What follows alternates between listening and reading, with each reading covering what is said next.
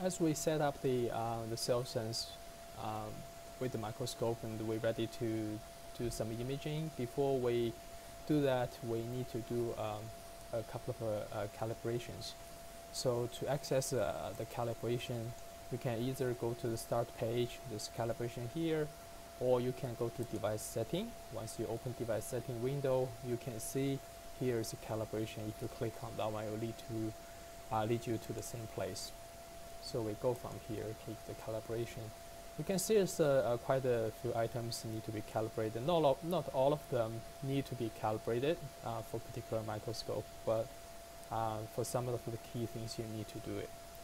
For example, we start from the stage limit calibration. Choose on the stage limit and do calibrate. They tell you the current stage limit position. This is a number. You click next. They ask you which axis you want to do the calibration. You can choose all of them. You want to do X, Y, Z. Click next.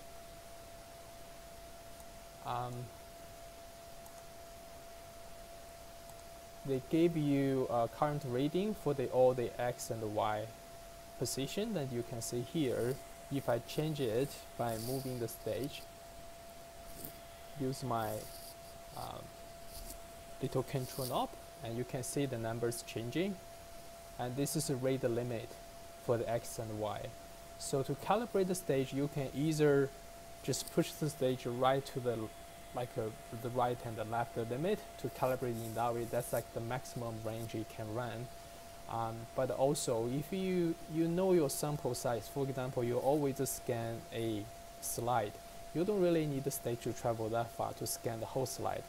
You can calibrate the stage limit according to the size of your slide or a multi-well plate. In that way, you place your plate on the microscope and use your control knob to move the stage to the corners of your multi-well plate or your slide, and there is a number tell you what is the X position, the Y position, and you can just read it through. Click it here, X max. I consider that the Y max. So this is going to be your new limit of the stage where to move to. So it's only moved to the edge, doesn't really move any further.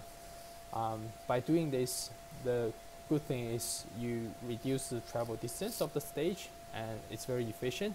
But the drawback is if someone have a larger vessels, when they place down, they may find the stage doesn't really reach to the limit where it's the region they want to image in. In that way, they have to recalibrate again. So once you finish the XY calibration, you move on to next.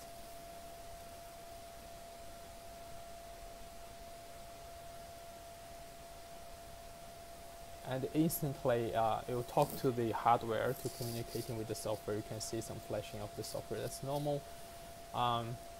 They said use the button to verify the movement of the direction of the Z-axis.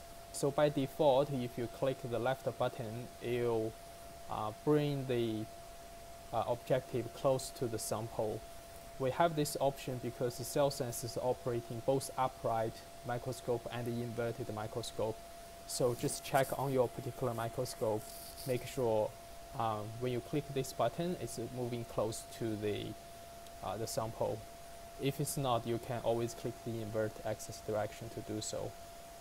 And once you verified it, and click next. And here you have a Z limit of the stage. And you can have a current Z position readout here. If you change your focus plane as you turn into the knob, you can see the position is changing. And you can see the Z limit, this current here. The best way to calibrate the Z limit is you choose the highest power of lens on your system. In my occasion, it's 40 times. So for this lens, it have the least or the shortest working distance, and the generally speaking, the higher power the lens, the bigger the lens. So the idea is, especially for the inverted microscope, you want to set the limit where the stage or the objective can get as close as to the specimen without touching it. In that way, when you try to focus, you won't crash into your slide, damage your sample. That's why if you set it at the highest power of lens, 40 or 100, because that's have a very short working distance. They get really close to your sample, and you set that particular Z position as your Z limit, it should cover all the rest of the lenses. For the 10 lenses, they have a much longer working distance than the 40s, so it should be no problem for the 10 to focus on the sample once you set the Z limit with the 40. So for example, we choose 40 here, and we place my sample on the stage, and I just keep rotating it. As you can see, the current Z position is changing, so the lens is getting close to the sample.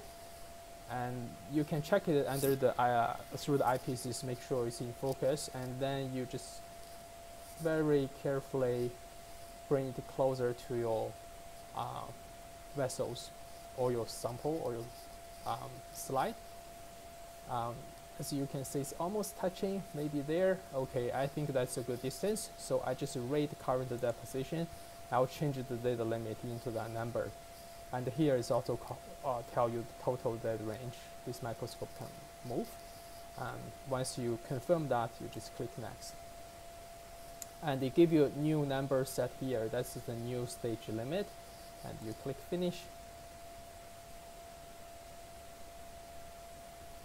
And they said the microscope will switch back to the previous use objectives. Yes, okay. And here, after you do the calibration, you can see a little tick here. It means you've done the stage limit calibration.